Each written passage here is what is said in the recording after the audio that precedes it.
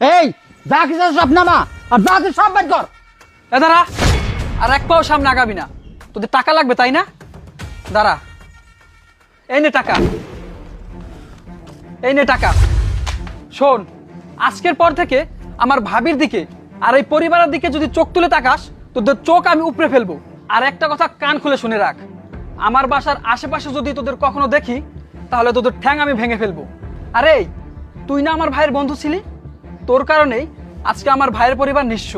শোন, তোরা কখনো আমার ভাইয়ের কবরের আশপাশ দিয়েও হাঁটবি না। তোদের মতো অমানুষের ছায়া যদি আমার ভাইয়ের কবরে পড়ে, তাহলে আমার ভাইয়ের আত্মা কষ্ট পাবে। কিরে, দাঁড়িয়ে আছিস কেন? তোদের টাকার দরকার ছিল না? টাকা পেয়ে গেছিস না? বের হ এখন আমার বাসা থেকে, আয় বের হ, যা বের হ।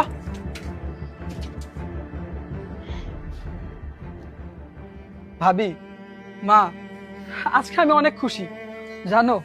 আজকে আমার নিজের কাছে অনেক হালকা লাগছে।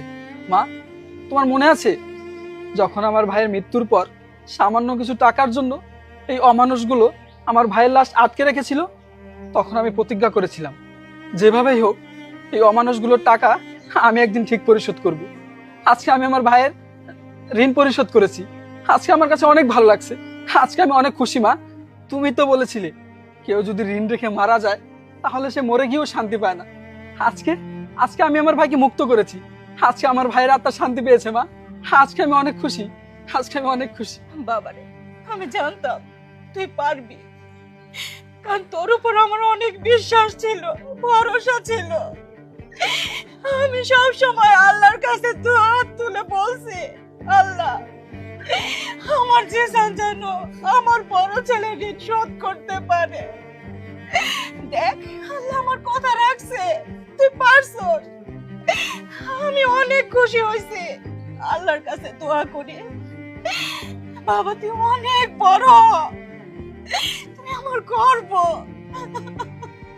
জিসান ভাইরে, আমি অনেক সময় তোর অনেক রকম ভুল বুঝছি, না জেনে শুনে অনেক সময় অনেক কথা বলে ফেলছি, কিন্তু আজকে আমার তোরে নিয়ে গর্ব হচ্ছে ভাই।